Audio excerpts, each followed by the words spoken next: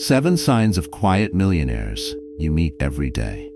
What if the millionaire you've been imagining your whole life looks nothing like the one you've already met? Think about that for a second. We grow up with a very specific picture of what wealth looks like.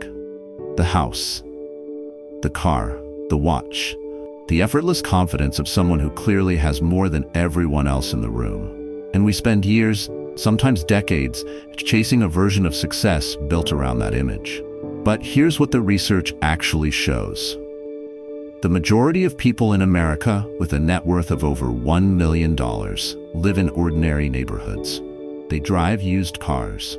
They shop at the same grocery stores you do. They don't look the part because they never needed to. You've probably already met several. You just didn't recognize them because nothing about them announced it. Today I'm going to walk you through 7 signs that someone has quietly built real wealth. Patterns of thinking and behavior that show up consistently in people who've achieved genuine financial freedom without needing anyone to notice. And sign number 7, the one that ties everything else together, might be the most quietly radical idea in this entire conversation. Comment "Quiet Rich" below if you're ready. Let's get into it. Let me ask you something before we get into this. Think about the last time you saw someone pull up in a brand new car. Something sleek, something that made you glance twice. What was your first thought? Be honest. Most of us, in that half second before we catch ourselves, think something like, that person has their life together. We've been trained for a long time to read money through things we can see. The car, the watch, the neighborhood, the shoes. And that training is costing us. Not just financially, cognitively, because we're spending energy reading the wrong signals, admiring the wrong examples, and unconsciously building a version of success that was designed to be looked at, not actually lived. Here's what I've come to notice. The people who've actually built something real, the ones with genuine financial freedom, genuine options, genuine peace around money, they almost never look like what we've been told wealth looks like. They look ordinary, sometimes almost aggressively ordinary, and that's not a coincidence. So let's start there. With the car. There's a good chance you know someone, maybe a neighbor, maybe someone from your gym, maybe a coworker you've never thought twice about, who drives something completely unremarkable. A Toyota Camry with some years on it, a Honda CR-V that's been through a few winters. Nothing wrong with the car, nothing impressive about it either. And if you've ever found yourself mildly confused about why this person hasn't upgraded, you're not alone. We're conditioned to see a modest car as a sign of financial limitation. Like, if you could afford better, you would. But here's what research into actual millionaire households in America keeps showing. And the most recent data from 2025 is consistent with what studies have found for decades. The majority of people with a net worth of over $1 million drive used or mid-range vehicles. Not as a sacrifice, not because they're waiting for the right moment to upgrade, because they ran the math a long time ago and decided the math didn't work in their favor. Let me give you the actual number so it lands correctly. The average new car payment in America right now sits somewhere around $740 a month. That's not a luxury vehicle. That's the average. Over a 5-year loan, that's just under $45,000 in payments on a car that has been losing value from the moment you drove it off the lot. Most cars lose somewhere between 15 and 25% of their value in the first year alone. But here's the part that quietly matters more. That same $740 a month invested consistently into something that earns a modest historical return becomes something genuinely significant over 10 years. We're not talking about a lottery. We're talking about the difference between a depreciating asset sitting in your driveway and a compounding one working in your account while you sleep. The person driving the Camry isn't driving it because they can't afford something newer. They're driving it because they did the math and decided they'd rather own the outcome than the appearance. I want to tell you about a man named Gary. He's in his late 50s, lives in a mid-sized city in the Midwest, and for years, his neighbors assumed he was just comfortable. Not wealthy, not struggling, just comfortable. He'd wave from his driveway next to a 10-year-old Ford Escape. He mowed his own lawn. He bought his groceries at the same store everyone else did, and didn't seem to have opinions about which coffee was worth $8. When Gary retired at 58, his financial advisor helped him understand that his net worth had crossed $1.8 million. Not from an inheritance, not from a startup, from 30 years of deliberately not spending money on things designed to signal status, and putting that money somewhere it could grow instead. His neighbors still talk about how they never saw it coming. But Gary wasn't hiding anything. He just never needed anyone to see it. The mindset underneath this isn't deprivation, it's clarity. Gary knew the difference between spending money and deploying money. Spending is when the transaction ends at the purchase. Deploying is when the money continues working after you let it go. The car in the driveway is spending.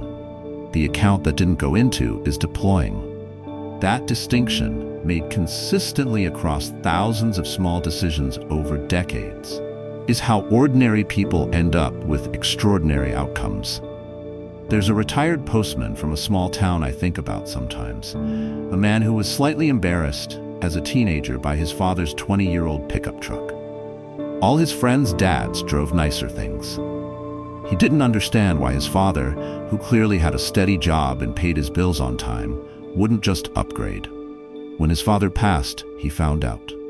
The truck had been a choice, not a limitation, and the choice had funded 3 college educations and a retirement that required nothing from anyone. The question worth sitting with isn't whether you can afford the car you want. It's whether the version of you 10 years from now would make the same call. But the car is really just the surface of something deeper. Because the way quiet millionaires relate to money goes beyond what they drive. It shows up in something much more uncomfortable. Something most of us have been trained since childhood to feel ashamed of saying out loud. There are 3 words that most people in their 30s have been quietly conditioned to avoid. Not because the words are harmful, because of what saying them feels like. What does it imply about you? What it might make someone else think? I can't afford that. Say that at a dinner table with friends and watch what happens in the room. There's a flicker of something. Not quite pity, not quite judgment, but something in between. A kind of social awkwardness that makes everyone slightly uncomfortable. Because in our culture, admitting you can't afford something feels like admitting a personal failure. Like you haven't worked hard enough, haven't earned enough, haven't figured it out yet. And so most people don't say it. They find other ways. They put it on a card. They tell themselves it's a one-time thing. They split the difference between what they want to spend and what they feel social pressure to spend, and they quietly absorb the financial damage rather than the social discomfort. Meanwhile, the people who've actually built real wealth, the ones who genuinely have the money to afford most things they encounter, say those words with almost no friction at all. Not because they're performing humility, not because they're hiding their wealth, because they stopped caring at some point about what that sentence sounds like to other people. They understand something that takes most people years to arrive at. Saying, I can't afford that, is not a confession of limitation. It's a statement of priority. And the 2 things are completely different. There's a teaching from Jewish merchant tradition, one of the oldest and most consistent bodies of practical wisdom around money that exists, that makes this distinction with elegant simplicity. The teaching goes something like this. The man who says, I cannot afford this, has authority over his money. The man who says, I deserve this, is under the authority of his money. One is making a decision. The other is being made by one. Let me tell you the fuller story behind where that teaching comes from. Because the context matters. There was a merchant, prosperous, respected, known throughout his trading community, who attended a seasonal market where vendors from distant regions brought luxury goods, fine fabrics, rare spices, ornamental objects that most merchants in the region had never seen before. It was the kind of market where status was performed visibly, where men who'd done well that year found ways to demonstrate it, where the social pressure to buy something impressive was woven into the atmosphere of the whole event. And this merchant walked through every stall, looked carefully at everything, engaged with vendors, asked questions, and bought almost nothing. Not because he lacked funds, because he looked at each object and asked, privately, one question. Does this grow, or does it just glow? Does this thing I'm considering purchasing do anything for my life beyond creating a moment of being seen, purchasing it? Most of what was on offer only glowed. So he passed. 2 years later, 3 of the merchants who'd spent freely at that market hit difficult seasons. A bad harvest, a trade route disruption, a debt that came due at the wrong time. They needed liquidity. And this merchant, who had been building quietly while they had been displaying visibly, was in a position to buy their inventory at favorable prices. Not because he was predatory, because he had preserved his options when they had spent theirs. The story isn't about being miserly. It's about understanding the difference between money that creates a moment and money that creates a position. A moment fades, a position compounds. The practical version of this for someone in their 30s today is straightforward, but it requires a small internal shift that's harder than it sounds. The next time you feel social pressure to spend, at a group dinner where everyone's ordering expensive things, at a friend's bachelorette weekend with a budget that doesn't quite fit yours, at a moment where saying no feels like it might make you seem like you're not doing as well as everyone else, try replacing the internal experience of embarrassment with something closer to clarity. You're not failing to afford something. You're choosing where your money goes. That's not the same thing. And the version of you who internalizes that distinction will make significantly different financial decisions over the next decade than the version who keeps spending to manage other people's impressions. One thing worth trying, not as a permanent practice, just as an experiment. Write down 3 things in the next week that you spent money on, primarily because of what not spending would have looked like to someone else. Not for your enjoyment, not for genuine need. Because of the audience, just look at the list. Don't judge it, just see it clearly. For most people, what shows up on that list is illuminating in a way that no budgeting app ever quite captures. Because what you're looking at when you see that list is the price of other people's opinions. And once you've put an actual dollar figure on it, once you can see it as a line item rather than a vague social reflex, it starts to lose some of its power over you. There's a woman in her mid-30s named Diane who did this exercise after a particularly expensive few months she couldn't quite account for. She made good money, she had a reasonable lifestyle, but her savings had barely moved in 2 years. When she went back through her spending with this specific question in mind, not was this necessary, but was this for me or for an audience? She found that somewhere between 30 and 40% of her discretionary spending had an element of social performance in it. Not malice, not stupidity, just the accumulated cost of wanting to be seen a certain way. She didn't overhaul her life. She made a few small, deliberate changes, the kind that nobody around her noticed, and her savings rate in the following year nearly doubled. Same income, same city. Different relationship with the sentence, I can't afford that. The quiet millionaires you meet every day have made peace with that sentence. They've stopped needing it to mean something about who they are. And that freedom, the freedom from needing to look a particular way, turns out to have a very direct dollar value attached to it. But if how they talk about money is the second sign, the third one is about where they put it. And this is the one that tends to confuse people the most, because it looks from the outside like they're not doing anything interesting at all. If you've ever been at a social gathering, a backyard cookout, a work happy hour, any situation where people are relaxed enough to talk about money, you've probably noticed something.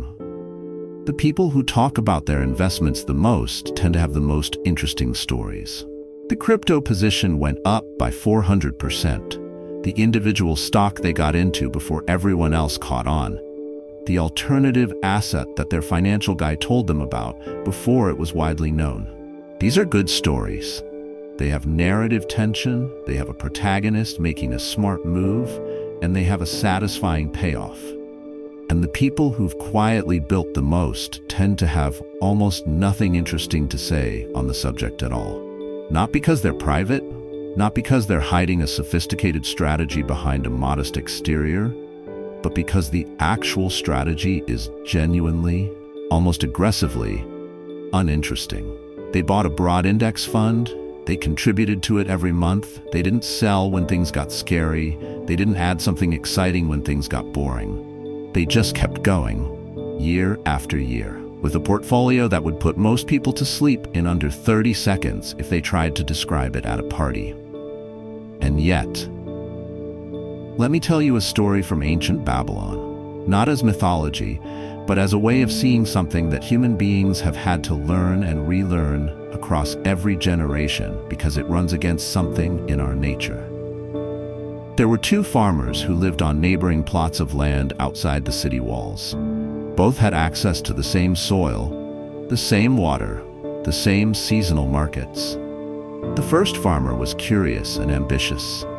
He'd heard from a traveling merchant about a rare fruit tree from a distant region, something nobody in Babylon had cultivated before, that supposedly produced fruit worth 3 times the price of ordinary grain. He was captivated by the possibility. He traded a significant portion of his grain reserves for a small collection of these saplings, cleared a section of his best soil, and planted them with genuine hope and real effort. The second farmer watched this with mild interest, and then went back to planting wheat. Same wheat he'd planted last season, same wheat his father had planted, nothing remotely interesting about it. The first farmer tended his exotic trees through 2 full seasons. They struggled in the Babylonian climate. One season produced a modest yield that didn't quite justify the investment. Another produced almost nothing. He tried adjusting the soil, the irrigation, the spacing. He consulted other merchants. He remained committed to the idea that the upside was worth the difficulty. The second farmer harvested his wheat, sold it, bought more seed, planted again. By the end of the 5th year, the first farmer's trees had produced inconsistently, required constant attention, and returned less than his original grain reserve would have earned, simply sitting in the most basic investment available to Babylonian merchants. He wasn't ruined, but he wasn't ahead. He was roughly where he started, with significantly more stress and significantly less time. The second farmer, by the end of the 5th year, owned a second plot of land. The story isn't about intelligence. The first farmer wasn't foolish. He was drawn to something with genuine potential, and his reasoning wasn't crazy. The story is about what actually produces wealth over time versus what produces the feeling of doing something smart. These are not the same thing.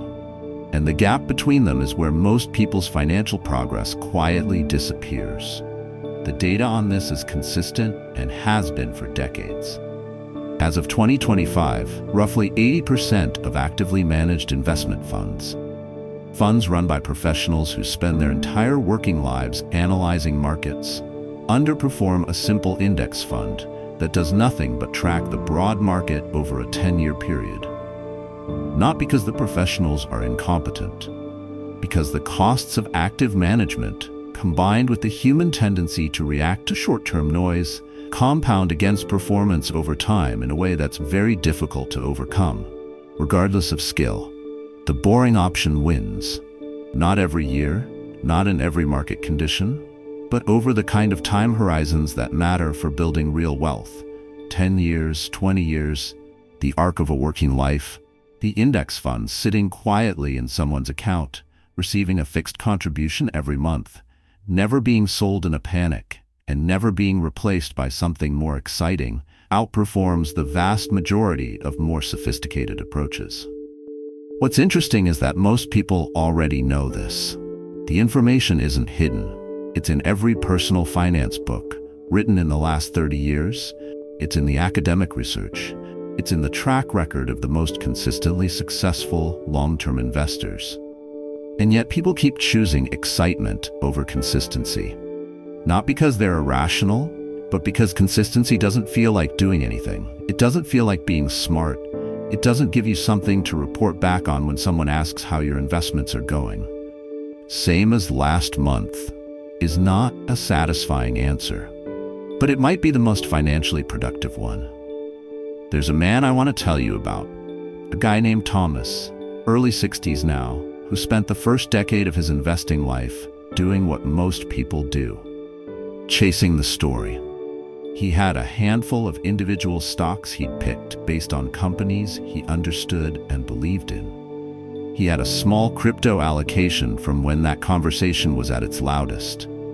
He had a real estate investment trust he'd read about in an article. He had, at one point, 6 different investment accounts with a combined total that he couldn't have told you off the top of his head because keeping track of it all required more attention than he usually had. Somewhere in his early 40s, a friend who worked in finance sat down with him and asked a simple question. "Thomas, can you explain to me clearly why each thing in your portfolio is there? Not the original reason, the current reason. Why does it belong there now in your life at this stage, contributing to this specific goal?" Thomas couldn't do it. Not for most of them. Some of them he'd forgotten why he bought. Some of them had been bought because of a conversation at a dinner party. Some of them had been held past the point of reason because selling would mean admitting the original decision was wrong. He simplified, dramatically, consolidated into 2 index funds, one broad domestic, one international, and a bond allocation appropriate for his timeline. He stopped reading daily market commentary. He set contributions to automatic and checked in quarterly. He told me later that the strangest part of it wasn't the financial outcome, though that improved. The strangest part was how much mental space it freed up.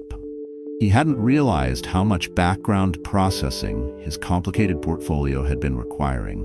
The low hum of tracking, of wondering, of second-guessing. When that noise went away, he noticed its absence the way you notice silence after a refrigerator you'd stopped hearing finally turns off. The mindset that makes boring investing sustainable isn't discipline in the grit-your-teeth sense. It's the genuine internalization of one idea, that consistency without interruption is more powerful than strategy with enthusiasm.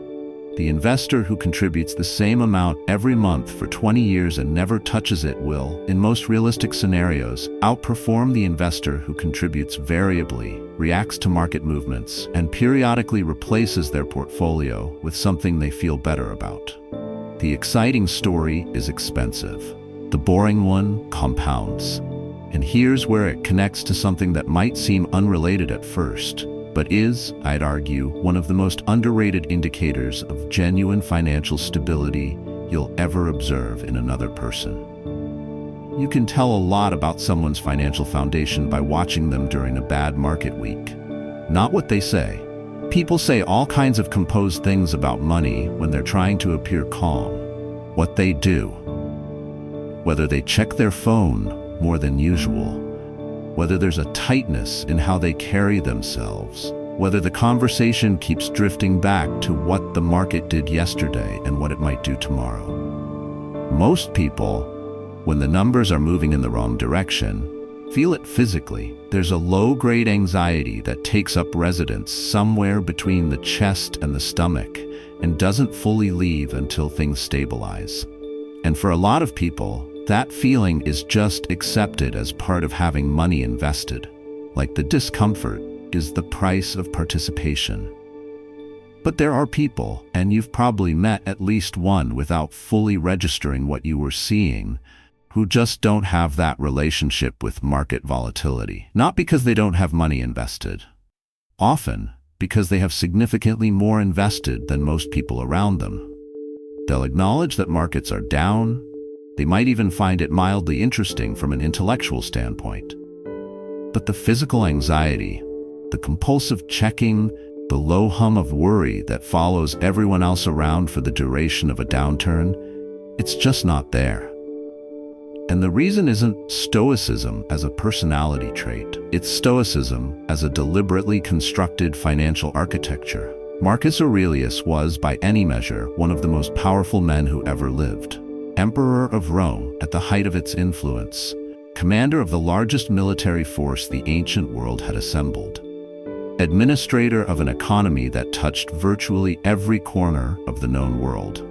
He had more exposure to financial instability, currency debasement, supply chain disruption, the economic consequences of plague and war, than most people encounter across multiple lifetimes.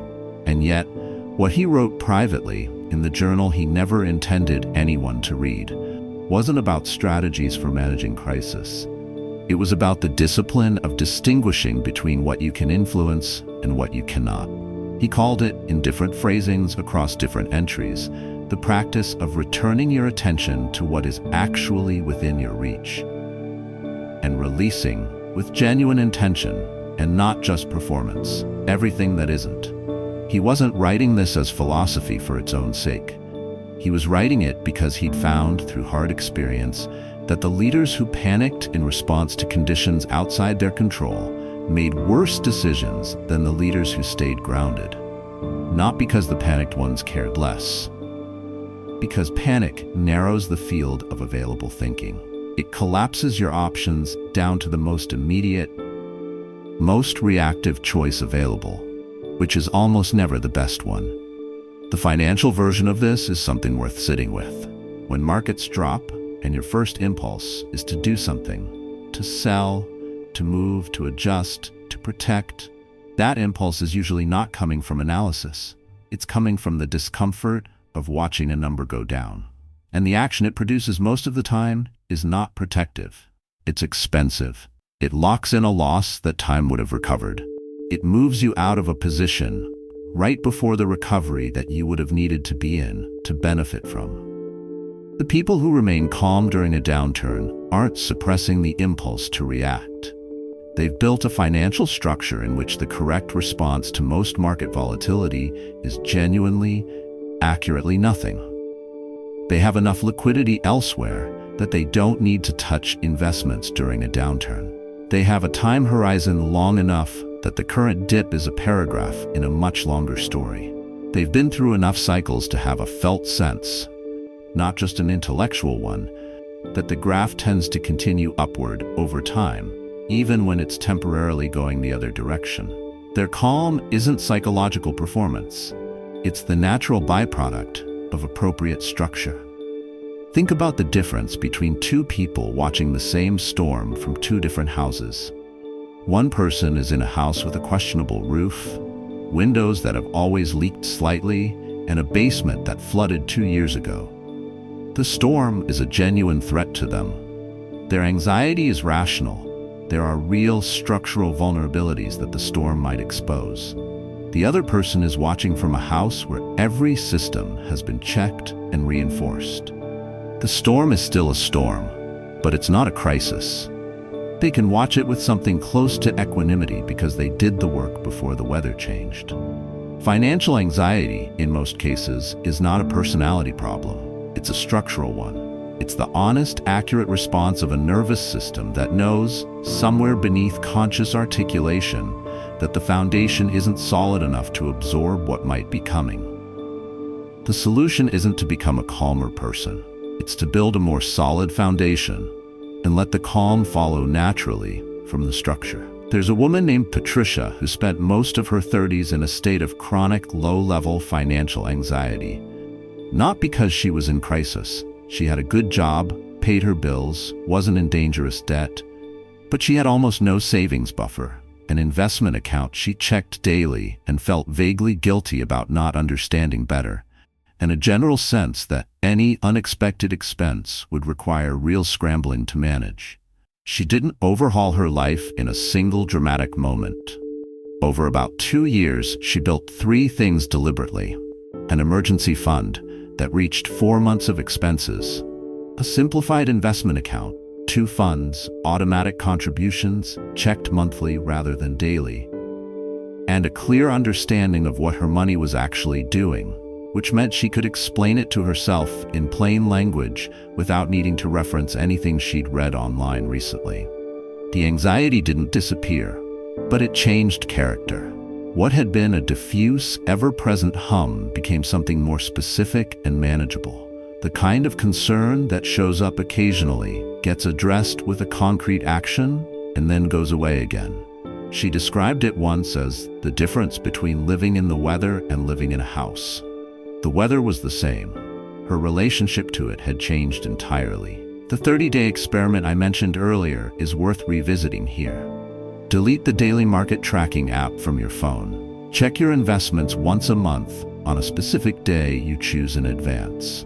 If that idea produces immediate resistance, if removing that daily visibility feels genuinely threatening rather than just slightly uncomfortable, that's useful information.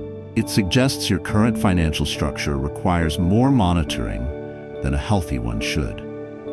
Not because you're doing something wrong, because there's work to do on the foundation before the monitoring becomes something you can safely reduce.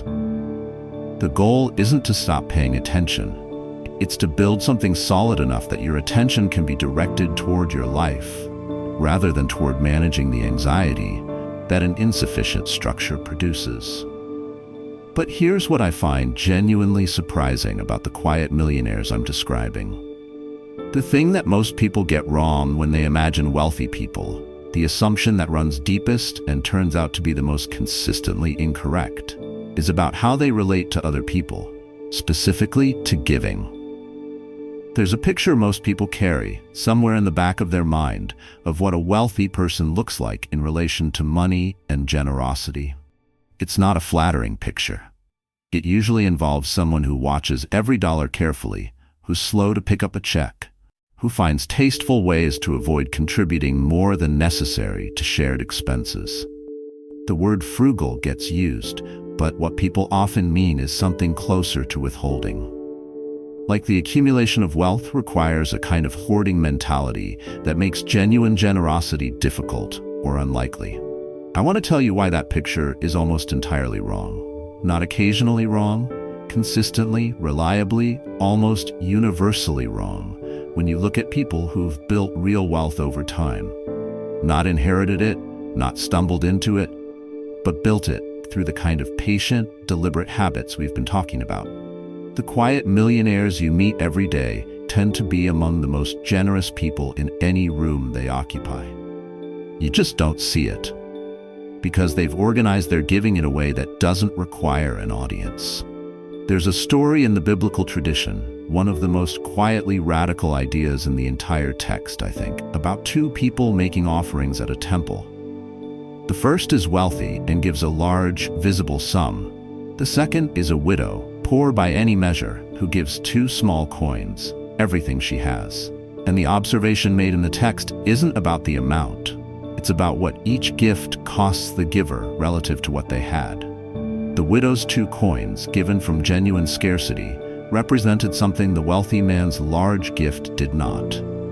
It was given without remainder, without a safety net, without the quiet comfort of knowing it didn't really change anything about your life. The lesson that gets drawn from this story is usually about sacrifice, but I think there's a second lesson that gets less attention. The widow didn't give publicly to be seen giving.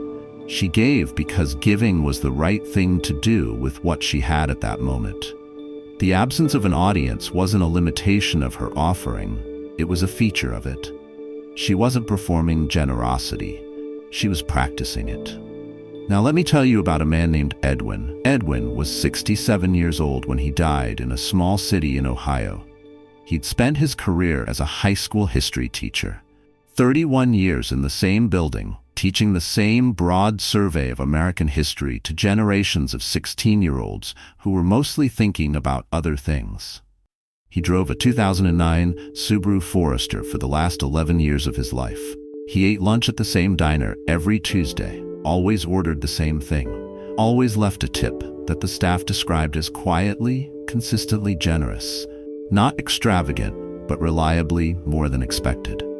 When Edwin died, his daughter was contacted by the school district's scholarship foundation.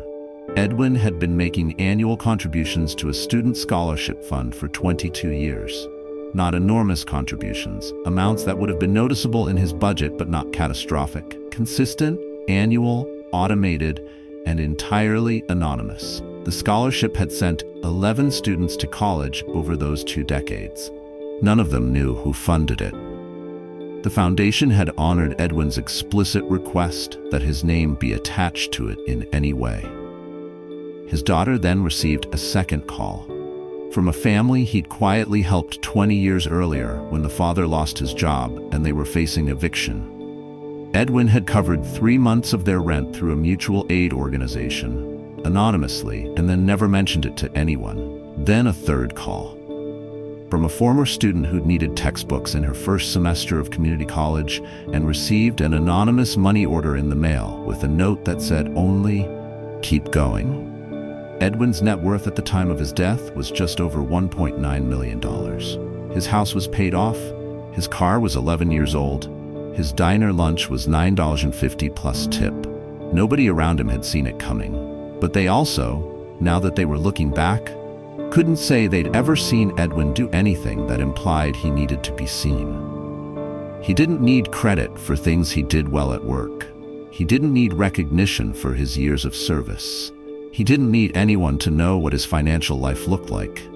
He seemed, by every account from people who knew him, genuinely comfortable being exactly who he was without any external confirmation of its value. And that particular quality, that freedom from needing to be witnessed, turns out to be both a cause and an effect of the financial life he built. It's a cause because it meant he never spent money performing wealth for other people, which left significantly more to compound quietly over time.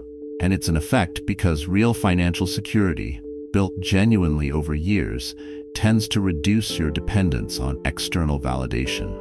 When you know the foundation is solid, you stop needing other people to confirm that it is. The two things reinforce each other in a loop that goes in both directions. The less you need to be seen, the less you spend on being seen. The less you spend on being seen, the more you have. The more you have, the less anxious you are. The less anxious you are, the less you need external reassurance. And somewhere in that loop, the giving becomes natural. Not a sacrifice, not a performance, just a quiet extension of someone who has enough and knows it. There's a practical dimension to this worth naming.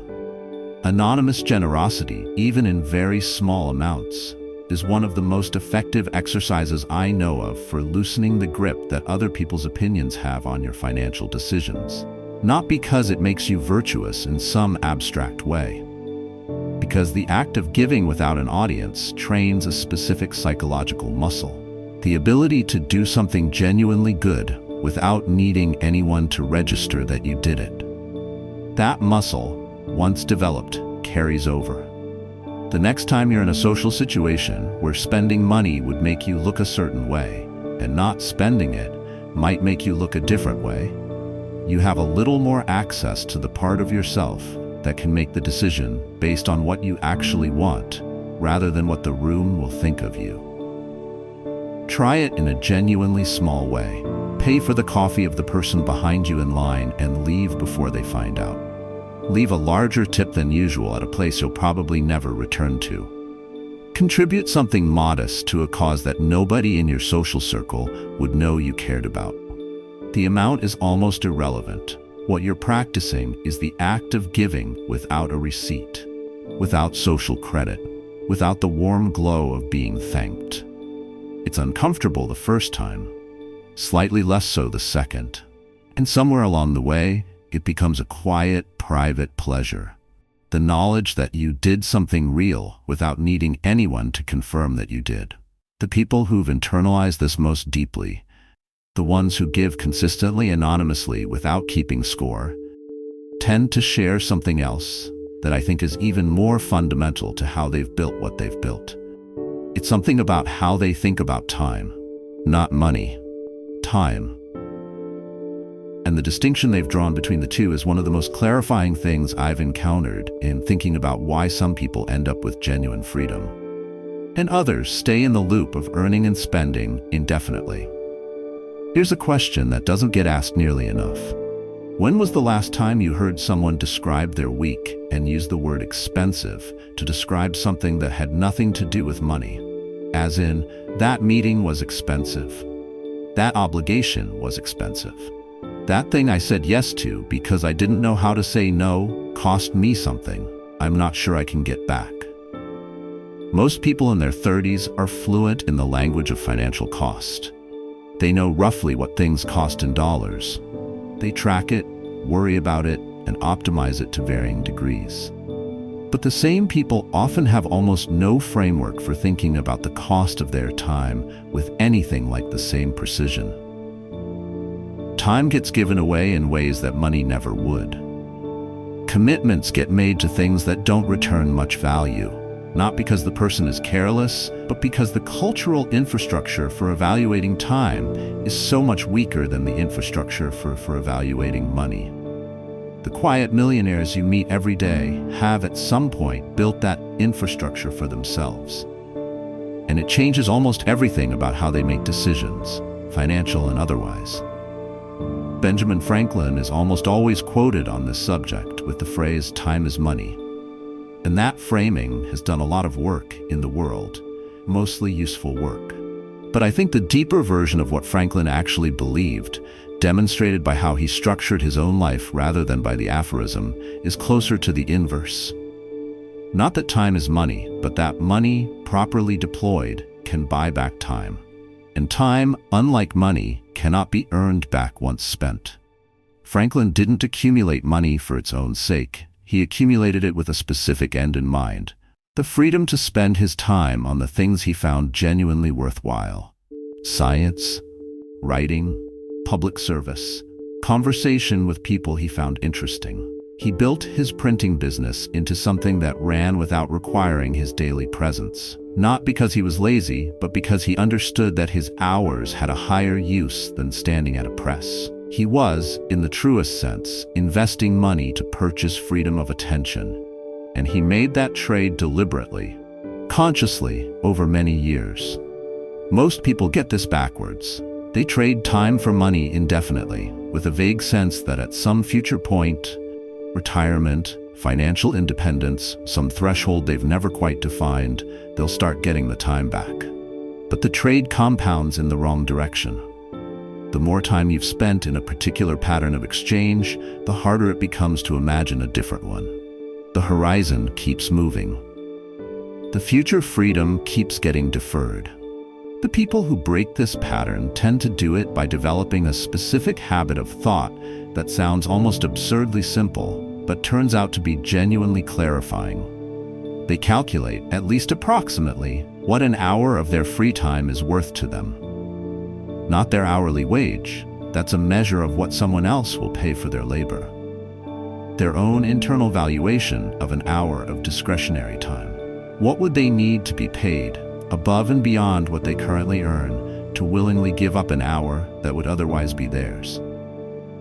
For most people, when they do this calculation honestly, the number is higher than they expected, sometimes significantly higher. And once you have that number, even roughly, even imprecisely, it starts functioning as a filter for decisions that previously felt like they had no quantifiable cost.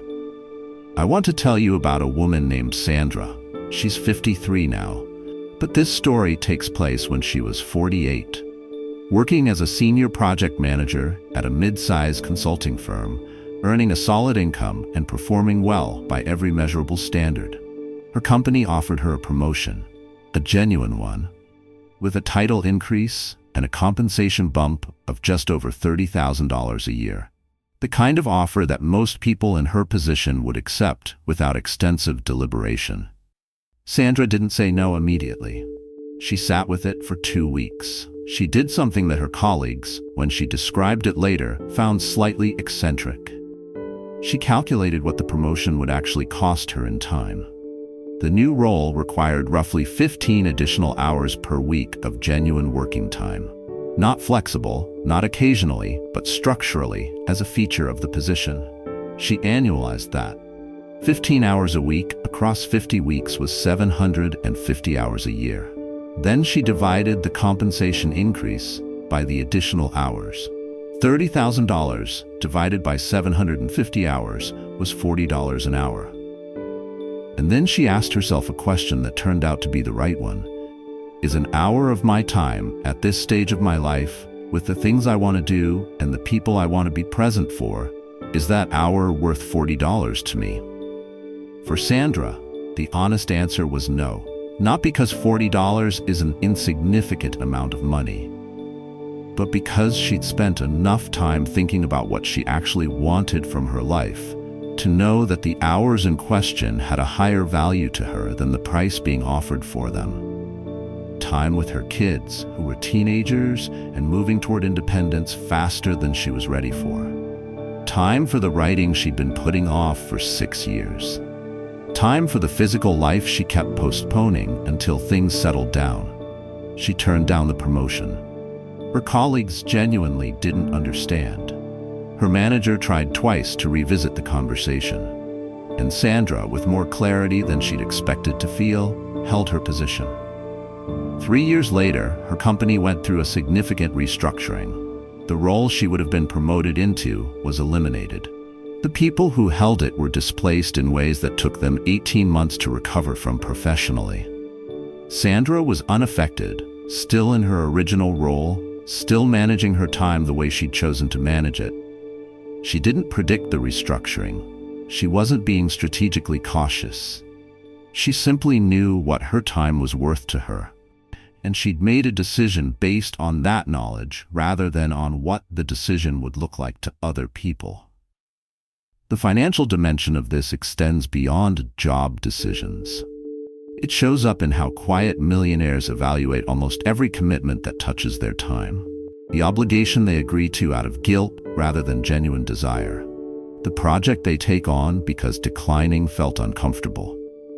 The relationship they maintain is primarily out of habit or social momentum.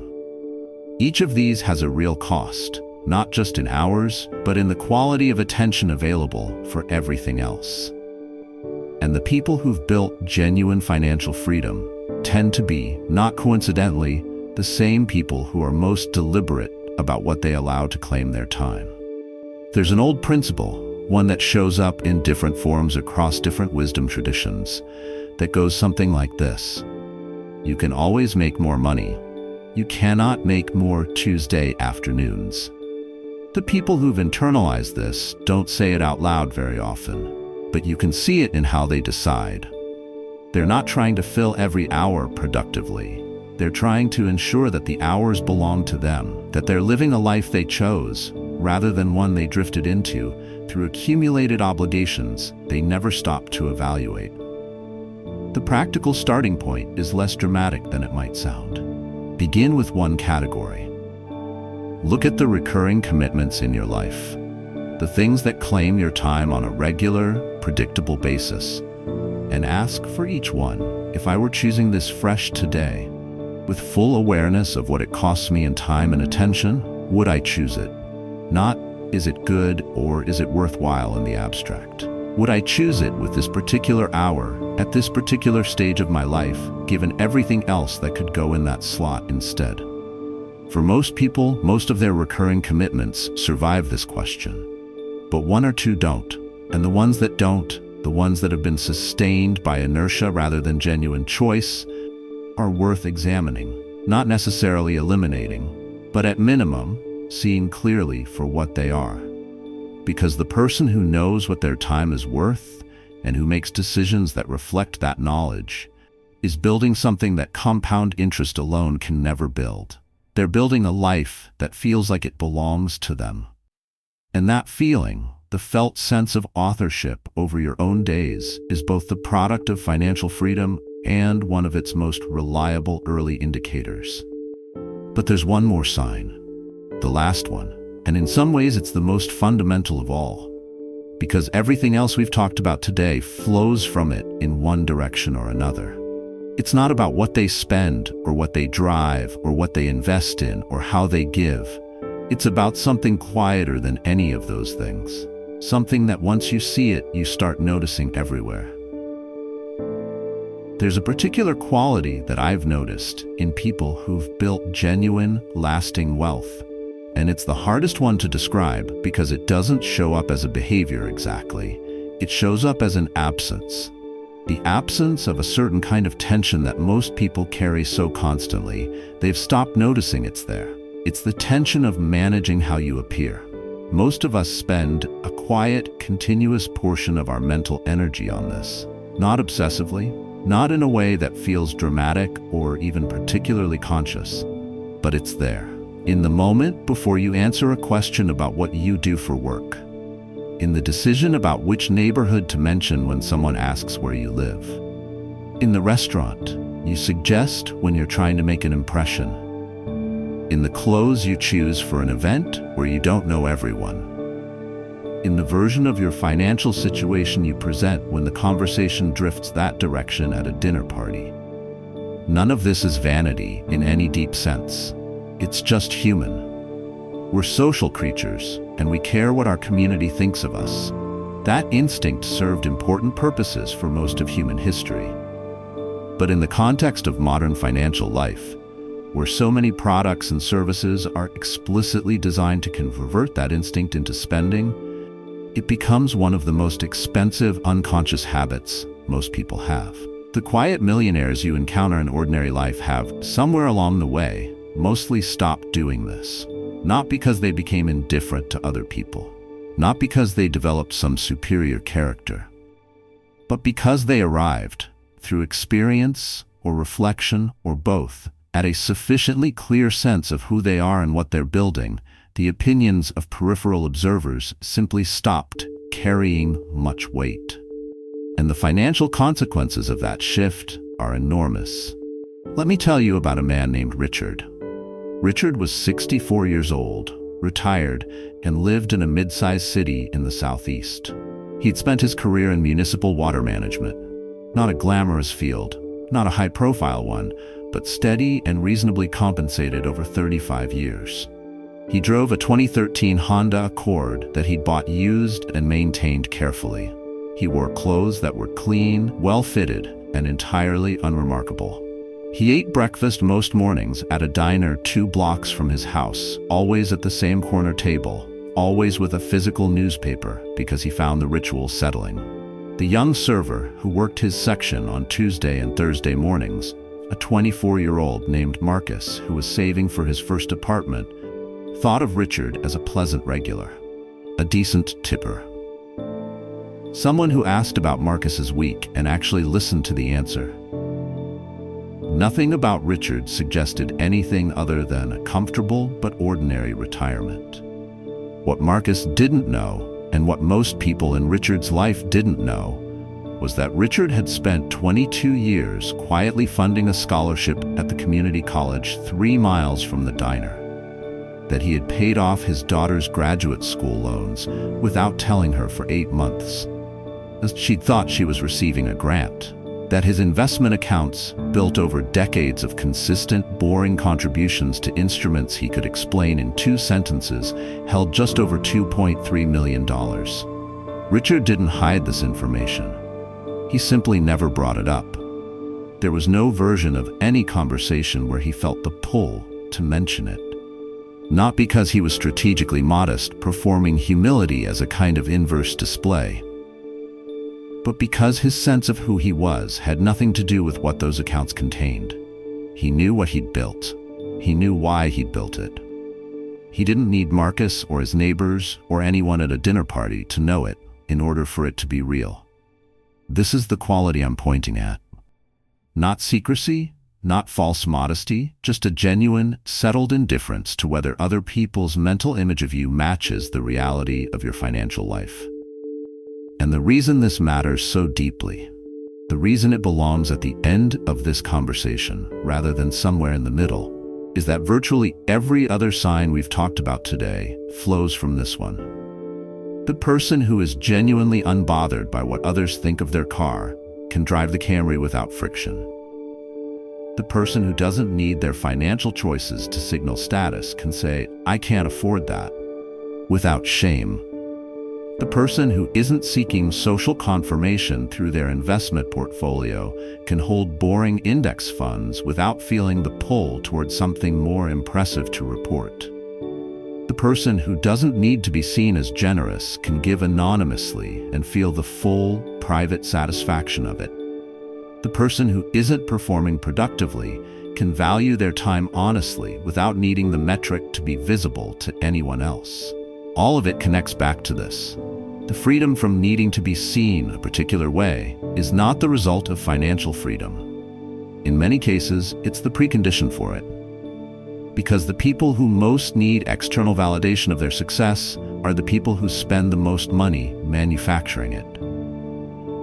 And that spending, accumulated across years, across thousands of small decisions made to manage other people's impressions, is where enormous amounts of potential wealth quietly and invisibly disappear. There's a calculation worth doing, and it's uncomfortable enough that most people avoid it. Look back at the last 12 months of significant financial decisions. Not the groceries and the gas, but the choices that actually moved the needle. The car upgrade. The apartment was slightly above budget, but in a better neighborhood. The wardrobe refresh before a new job. The vacation that was sized more generously than your finances strictly supported. The dinner out at a place that cost more than you would have chosen if no one else was involved in the decision. For each of those, ask one honest question.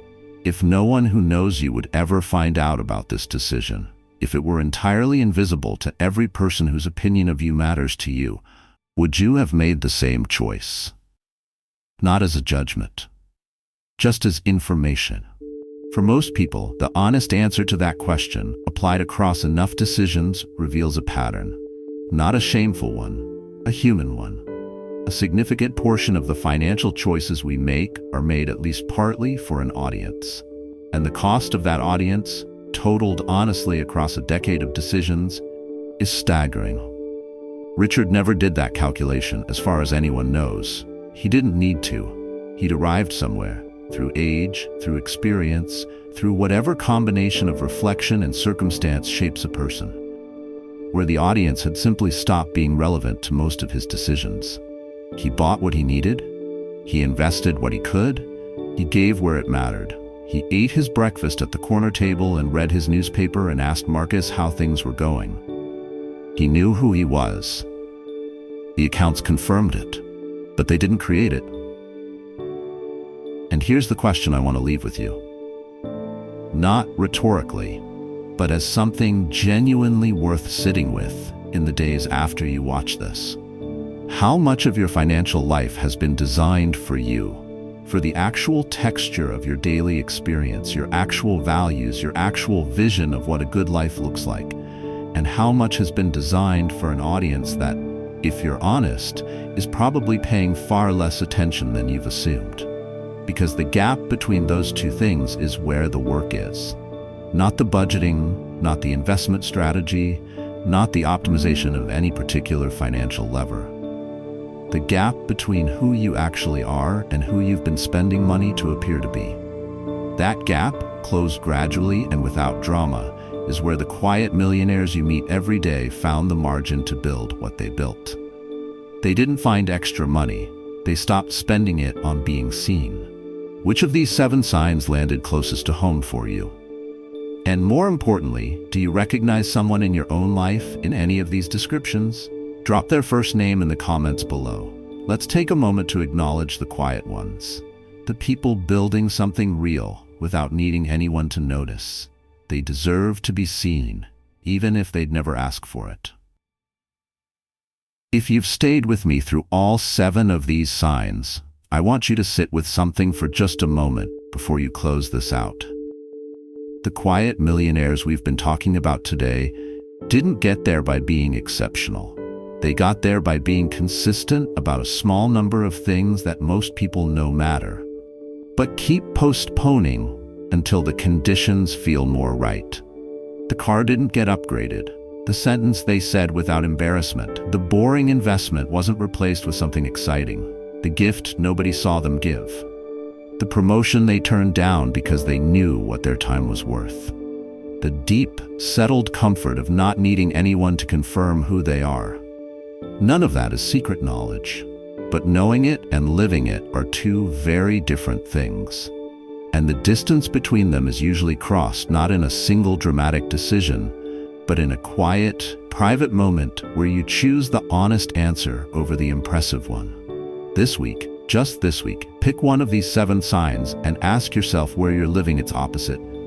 Not to punish yourself, just to see it clearly. Clarity is always where real change starts, never anywhere else. If something in this conversation shifted something for you, even slightly, comment Quiet Rich below. It tells me this is worth continuing, and it helps other people find it who might need it right now. And if you want to go deeper on any of this, which sign you'd like to explore further, which idea you unpacked more practically, tell me in the comments. I read them, I build from them. The people you admire most quietly, the ones who seem settled, unhurried, genuinely free, they didn't stumble into that. They chose it, repeatedly. In ordinary moments, nobody was watching. You can too.